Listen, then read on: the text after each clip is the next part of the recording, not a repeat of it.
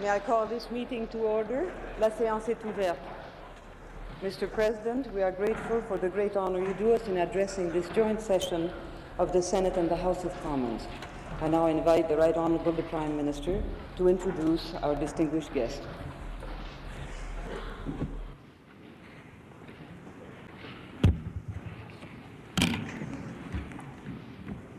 Mr. Speaker of the Senate, Madam Speaker of the House, Mr. President, Mrs. Reagan, distinguished American visitors, honorable members of the Senate, members of the House of Commons, Excellences, Mesdames et Messieurs. Mr. President, yesterday I welcomed you to Canada. Well, I repeat that welcome now, because in this chamber, Canada's democracy finds its ultimate expression. Here, in a special way, we speak on behalf of the people of Canada, and here, the people of Canada are honored to receive you, sir.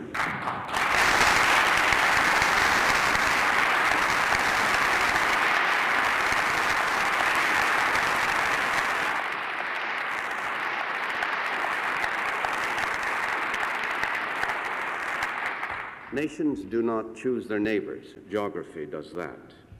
The sense of neighborhood, however, is more than a product of geography. It is a creation of people who may live as far apart as California and Quebec. It is what makes neighbors of Canada and Mexico, for instance. Canadians have noted this sense in you, Mr. President, and they know that it gives a particular meaning to your visit to Ottawa. Notre voisinage. This sense of neighborhood, Mr. President, is not simply a matter of geography. It is a state of mind. Over and above North America, it is the new world which we inhabit at your side. We share the dreams which have made this continent a light in the night and a haven of hope for humanity. We share the courage and the love of work which have enabled us to build side by side two great federal states which extend from the Atlantic to the Pacific. What we have accomplished is very dear to us. We are determined to preserve our heritage and at the same time have joyously agreed to share it with others, to share this prosperity and the freedom which we have found here. What we hold in common. At the same time, it is necessary that we remember and respect what makes us different. More than 200 years ago, our paths diverged, although our goals remained the same. You created a great republic with a presidential system. We evolved as a constitutional monarchy under a parliamentary system. You placed yourselves from the outset under a written constitution that you continue to revere today. We are only now finishing the work of writing ours and bringing it home. You fought a tragic civil war. We have recently undergone the experience of a referendum that involved no violence, but nonetheless touched the very fiber of this country. The differences of history affect our relations today because they affect our perceptions, our approaches, our priorities. You, Mr. President, would perhaps agree with Thoreau, where he says of the United States government, and I quote, "This government of itself never furthered any enterprise but by the alacrity with which it got out of its way. It does not settle the West. It does not educate. The character inherent in the American people has done all that has been accomplished." End of quote. The character of the Canadian people, Mr. President, has also made Canada. But here in Canada, our own realities have sometimes made it necessary for governments to further enterprise. Those realities and that necessity are still with us today. Mr. President, you are visiting Canada at a very exciting time in our history. We are now achieving and completing the construction of this country. As an American, you will understand the challenge which is facing us. We are trying to perfect our democratic system and to consolidate our unity. No doubt, some sounds of our work have reached your ears. I can assure you, nevertheless, that our stormy but creative discussions will result in a stronger Canada. To borrow the description of a humorist gave of megalopolises, we have decided, once we emerge from this debate, to be more than a confederation of shopping centers. Over the coming years, the United States will face a dynamic northern neighbor. By cleaning up its own house, Canada will regain confidence in itself. We will discover more clearly what our interests are, and we will pursue them with vigor. This, however, will not change our deep friendship for the United States. Indeed, Mr. Speaker, relations between our two countries will grow at the same time as Canada grows. Of course, we will have frank discussions between neighbors. But we have always spoken clearly and frankly, and this frankness was accompanied by respect, as it should be between two sovereign countries bound through deep friendship. Responsibilities at a time of stress and crisis in international affairs. The world badly needs the courage and wisdom of the United States, that courage that it can provide under your leadership, sir. I speak for all Canadians when I say we are ready to work with you in the cause of stability, security, and humanity. Your task, our joint task, will not be an easy one. Many people fear that the world has become too complicated, that events have spiraled beyond the control of individuals or governments. They're tempted to give up, to opt out, and to hide from reality and responsibility. That way lies oblivion. I believe that we must neither cower before reality nor oversimplify it. Yet complexity should not obscure plain truth. On this most favored of continents, we cannot simply turn our gaze inwards and ignore poverty, ignorance, and injustice elsewhere. To the east, Mr. President, we face a system that seems ill-designed to respond to change and growth. Nevertheless, the Soviet Union and the Eastern European states may come to accommodate themselves at least to the dynamics of their own region. If, for example, the Polish people are able to work out their own destiny within a framework accepted by their neighbors, then they will have matched revolution with a no less remarkable evolution. Through courage and restraint, they will have begun the process of making their reality more Polish and their system more responsive, more adaptable, and ultimately more stable. In the West, Mr. President, we have a long familiarity with the pressures of change. In the past decade, our economies have undergone a severe test as trusted assumptions have been found wanting. In the 1970s, we were buffeted by the rude shock of rapid energy price increases. We were forced to recognize that the old monopoly of economic power was coming to an end. And yet, for all the strains upon us, our political and economic framework has survived at least as well as the chicken and the neck to which Winston Churchill once referred in this chamber. Each of the Western countries has met the challenge of change in its own way. Since all of us have our own distinctive economic strengths and weaknesses, our solutions have had to be diverse. We have found no simple answers, we've fashioned no single way. With cooperation and consultation, however, we've been able to complement our various approaches. At another level, though, we do have a single approach. Let there be no doubt about our unity in the defense of our most precious heritage, that democracy which is envied by those who rightly crave it and feared by those who wrongly deny its force. As to North and South, we are not dismayed by the complexity of the problems. The poverty of the developing countries does not have to be permanent, nor is it unalloyed. The gap between the two groups is neither racial nor unbridgeable. In the growth of the oil-producing states, in the vigor of the newly industrialized countries, there is convincing evidence of the dynamism and potential of the developing world. In the unity of the South, there's not so much an identity of circumstances as an idea, a point of view, a shared sense of injustice. The poorer peoples are at the mercy of circumstances that leave them out of balance, often out of hope, and too often vulnerable to opportunists who come poaching in troubled waters. The industrialized democracies have not only a human duty, but a strategic obligation to help developing countries in their struggle, their survival, and their success.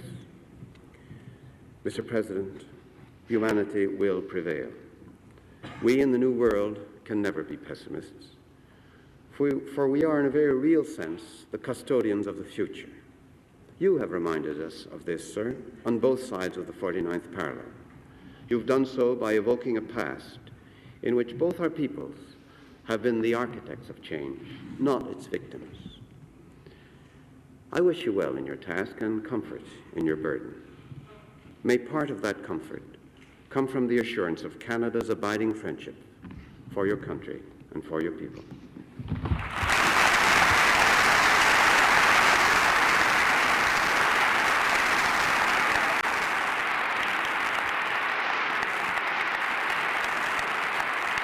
Thank you.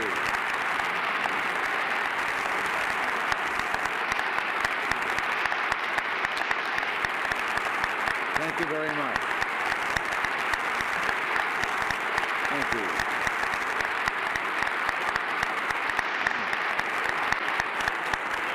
Thank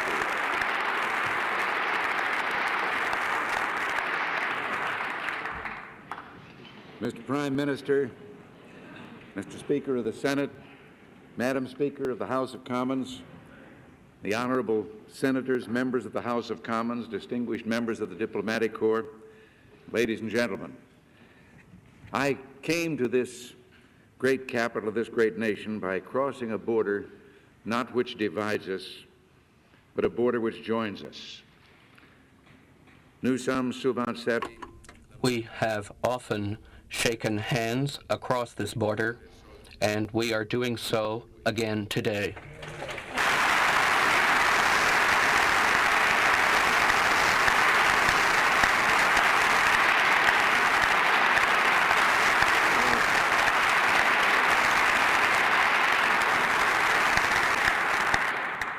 For those of my own party who accompanied me, I've said we've often shaken hands across this border, and we're doing it once again today. And Nancy and I have arrived for this, the first state visit of my presidency, in the spirit expressed so well by a Calgary writer and publisher some 60 years ago. He said, "The difference between a friend and an acquaintance is that a friend helps where an acquaintance merely advises." Well, we come here not to advise, not to lecture. We're here to listen and to work with you. We're here as friends, not as acquaintances. Some years ago, Nancy and I both belonged to a very honorable profession in California. And as I prepared for these remarks today, I learned that among those in the motion picture industry in Hollywood, it has been estimated that perhaps as many as 1 out of 5 are of Canadian origin. Now, many of those whom I counted as close professional colleagues and indeed close personal friends did not come from America's heartland as I did, but from the heart of Canada, as did most of you in this historic chamber. Art Linkletter, Glenn Ford, Raymond Massey, Walter Pidgeon, Raymond Burr are but a few of your countrymen who are celebrated in our entertainment industry. I believe I know the very special relationship between Canada and the United States. But with all respect to those few that I have mentioned, I can do better than that. A young lady once came to Hollywood from Toronto, and before long, little Gladys Smith was embraced by our entire nation. And Gladys Smith of Toronto became Mary Pickford. And I know that you'll forgive us for adopting her so thoroughly that she became known the world over as America's sweetheart.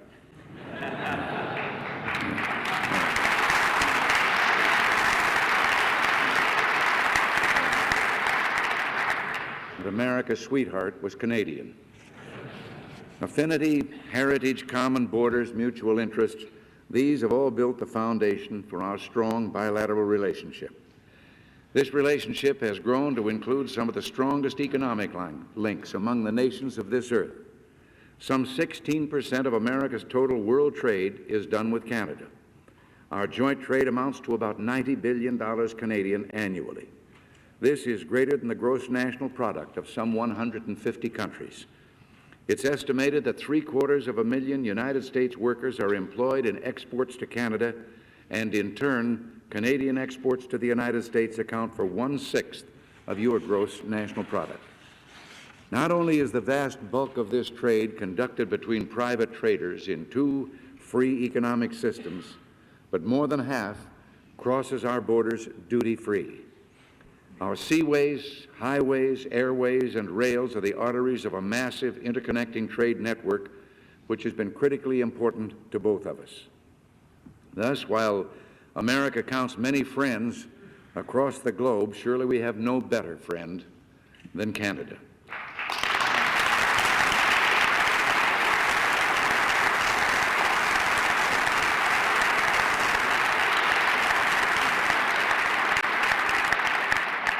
Though we share bilateral interests with countries throughout the world, none exceeds the economic, cultural, and security interests that we share with you. These strong and significant mutual interests are among the reasons for my visit here. Already, I have shared with Prime Minister Trudeau very helpful discussions across a range of issues to listen and to ensure that these important ties shall not loosen. I'm happy to say that in the recent past, we've made progress on matters of great mutual importance. Our governments have already discussed one of the largest joint private projects ever undertaken by two nations, the pipeline to bring Alaskan gas to the continental United States. We strongly favor prompt completion of this project based on private financing.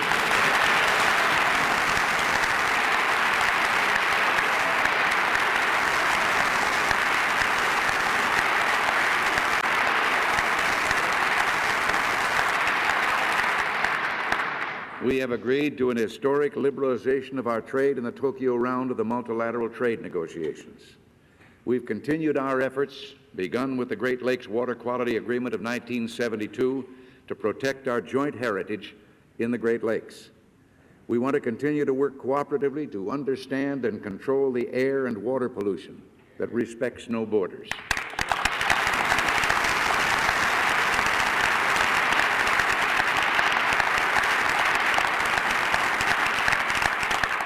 During my visit here, I've had the pleasure of participating in the conclusion of two other important agreements.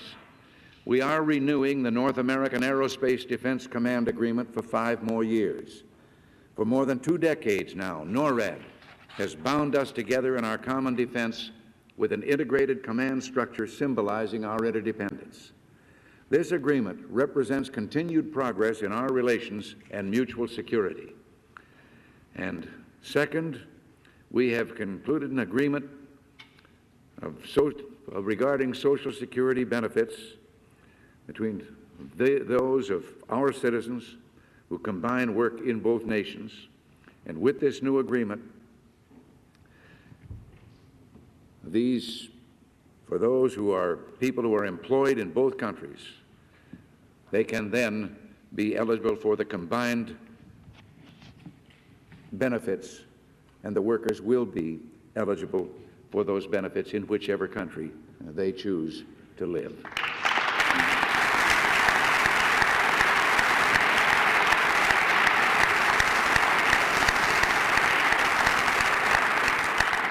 Our deep and long-time bilateral economic interests lead me to depart from the norm today and to give to you a report on America's progress toward economic recovery. 5 weeks ago, I reported to the American people that the U.S. economy faced the worst economic mess since the Great Worldwide Depression. We're a proud people, but we're also realists. The time has come for us to face up to what I described as a potential economic calamity. I raise this issue today because America holds a genuine belief in its obligation to consult with its friends and neighbors. The economic actions that we take affect not just us alone, but the relationships across our borders as well.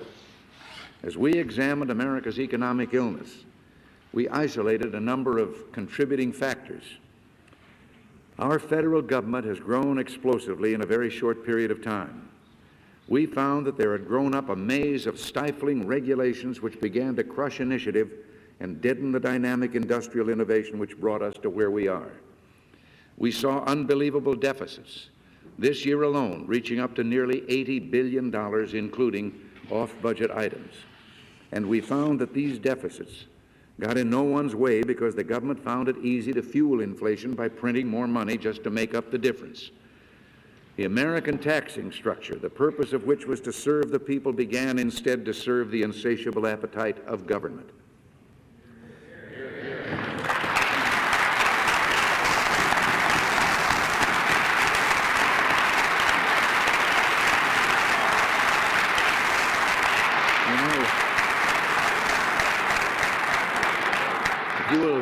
If you will forgive me, you know, someone has once likened government to a baby. It is an alimentary canal with an appetite at one end and no sense of responsibility at the other.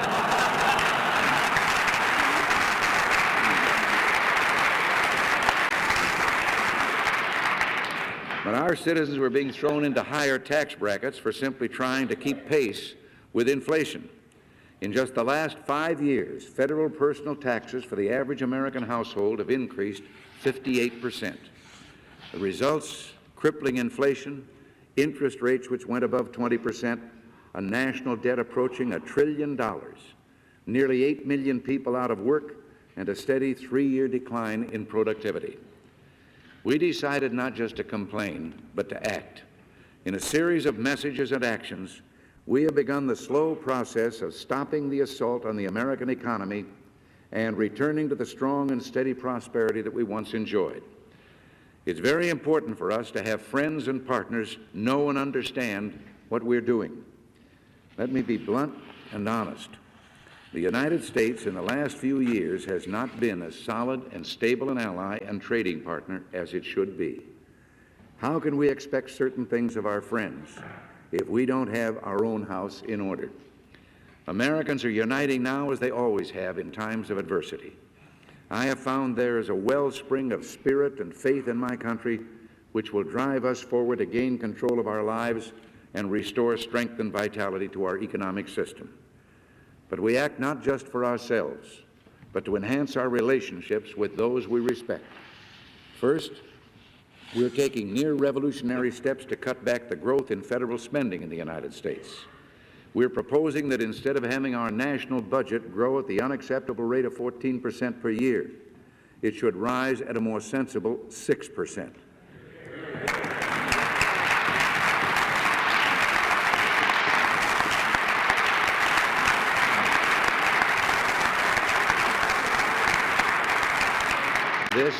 This enables us to maintain the kind of growth we need to protect those in our society who are truly dependent on government services.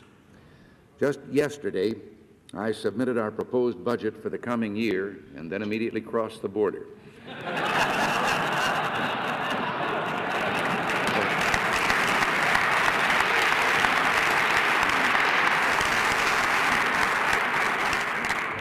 With extraordinary effort, we've isolated some 83 items for major savings and hundreds more for smaller savings, which together amount to $48.6 billion in the coming fiscal year.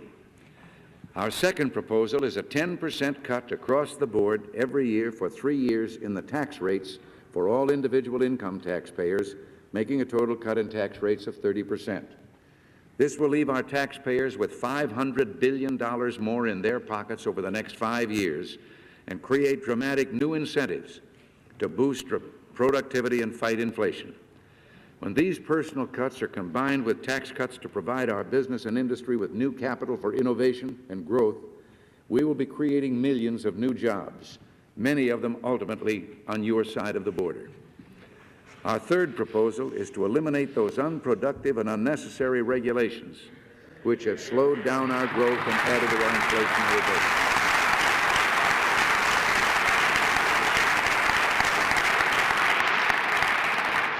burden. We shall do this with care while still safeguarding the health and safety of the American people, and, I might add, while mindful of our responsibility to have equal regard for the health and safety of our neighbors. Finally, we'll be working closely with our Federal Reserve System to achieve stable and moderate growth patterns in our money supply. As I said, America's program for economic recovery is designed not merely to solve an internal problem. It is viewed by my administration as part of an essential effort to restore the confidence of our friends and allies in what we're doing. When we gain control of our inflation, we can once again contribute more helpfully to the health of the world economy. We believe that confidence will rise, interest rates will decline, and investment will increase. As our inflation is reduced, your citizens and other world citizens will have to import less inflation from us. As we begin to expand our economy once again, and as our people begin to keep more control of their own money, we'll be better trading partners. Our growth will help fuel the steady prosperity of our friends. The control we regain over our tax and regulatory structures will have the effect of restoring steady growth in U.S. productivity. Our goods will go into markets not laden down with the drag of regulatory baggage or punitive levies, but with a competitive edge that helps us and those who trade with us. Now, such new sustained prosperity in an era of reduced inflation will also serve worldwide to help all of us resist protectionist impulses. We want open markets. We want to promote lower costs globally. We want to increase living standards throughout the world. And that's why we're working so hard to bring about this economic renewal. There are, of course, other very important reasons for us to restore our economic vitality.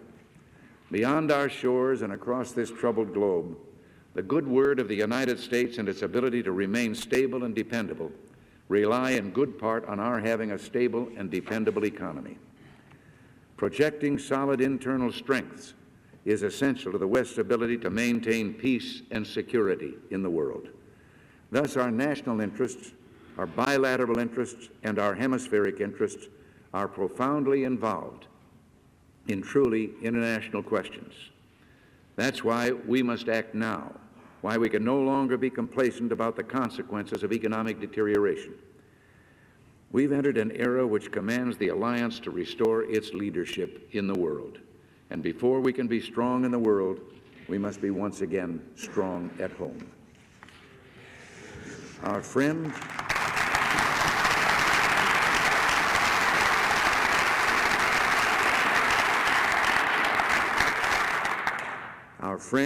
our ally, our partner, and our neighbor, Canada and the United States, have always worked together to build a world with peace and stability, a world of freedom and dignity for all people. Now, with our other friends, we must embark with great spirit and commitment on the path toward unity and strength. On this side of the Atlantic, we must stand together for the integrity of our hemisphere, for the inviolability of its nations, for its defense against imported terrorism, and for the rights of all our citizens to be freed from the provocations triggered from outside our sphere for malevolent purposes. Across the oceans, we stand together against the unacceptable Soviet invasion into Afghanistan and against continued Soviet adventurism across the earth. And toward the oppressed and dispirited people of all nations, we stand together as friends, ready to extend a helping hand.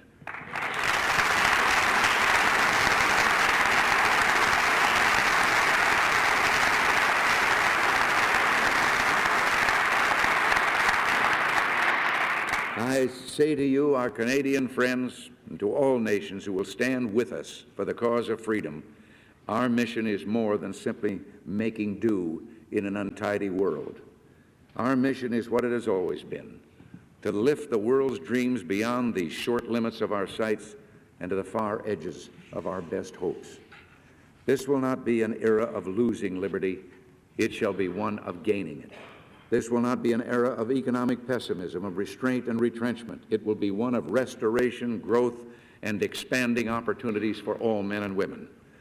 And we will not be here merely to survive. We will be here, in William Faulkner's words, to prevail, to regain our destiny and our mutual honor.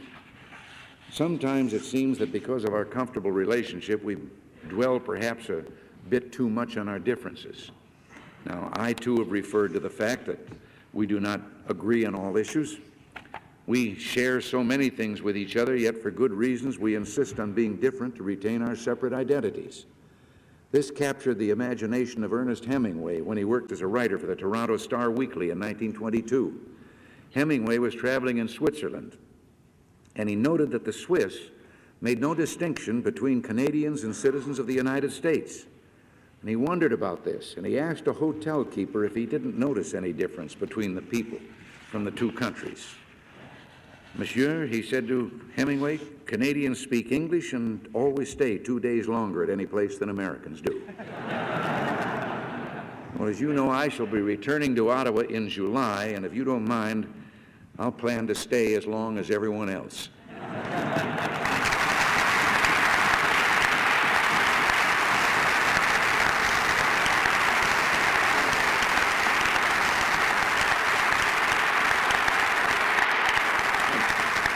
I'm not here today to dwell on our differences. When President Eisenhower spoke from this spot in 1953, he noted his gratitude as Allied commander in World War II for the Canadian contribution to the liberation of the Mediterranean. This touched my curiosity, and even though I'd participated in that war myself, I did a little research. In the Second World War, there was something called the First Special Service Force, a unique international undertaking at the time. This force was composed of Canadians and Americans, distributed equally throughout its ranks, carrying the flags of both nations. They served under a joint command, were taught a hybrid close-order drill, and trained together as paratroopers, demolition experts, ski troops, and then as an amphibious unit. The First Special Service Force became famous for its high morale, its rugged abilities, and tough fighting in situations where such reputations were hard-earned. Alerted to their availability, General Eisenhower requested them for special reconnaissance and raiding operations during the winter advance up the Italian peninsula. They were involved in the Anzio beachhead campaign in Italy and were at the spearhead of the forces that captured Rome. The First Special Service Force made no distinctions when it went into battle. Its men had the common cause of freedom at their side and the common denominator of courage in their hearts. They were neither Canadian nor American. They were, in General Eisenhower's term, liberators. So let's speak no more of differences today. Certainly your ambassador, Ken Taylor, didn't when he first sheltered and then spirited 6 Americans out of the center of Tehran and brought them to their freedom.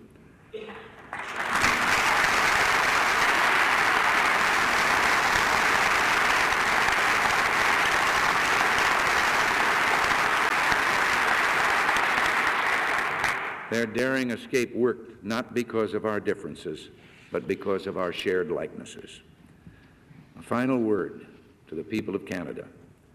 We're happy to be your neighbor. We want to remain your friend. We're determined to be your partner, and we're intent on working closely with you in a spirit of cooperation. We are much more than an acquaintance. Merci. Thank you.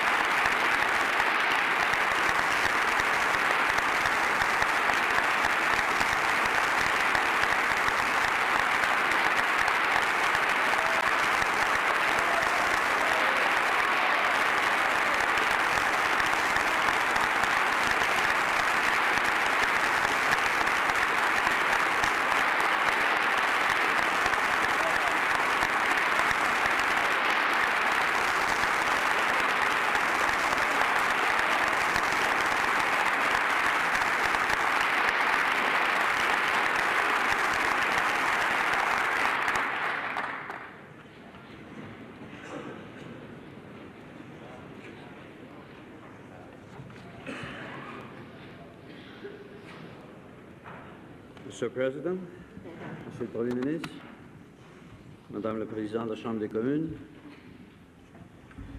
to receive you in our capital and our Parliament represents for us, President and Mrs. Reagan, not only a great joy and singular honor, but also the visible assurance that our traditional ties of friendship hold strong despite international upheavals whose shock waves have not spared our own continent forced as we are to march more and more in step with even the most far-flung regions of an increasingly interdependent world.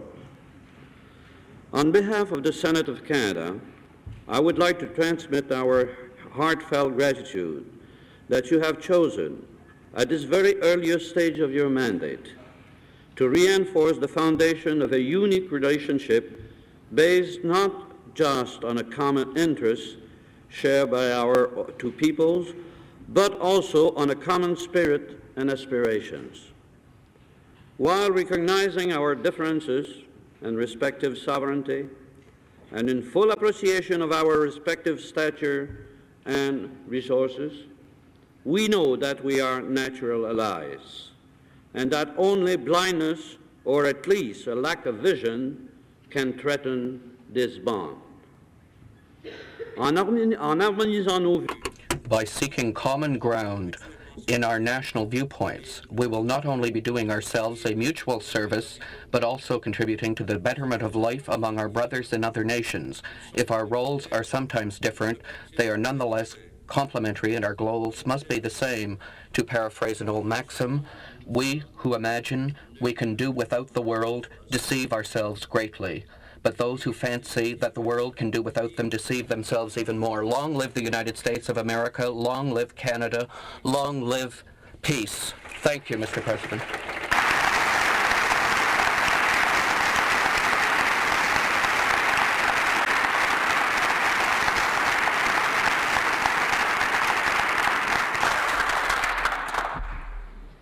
Mr. President, you have accorded Canada the distinction of being the recipient of your first official visit as President of the United States. We are touched by this honor, which strengthens our awareness of the long-standing ties which links us to those we call our neighbors to the south.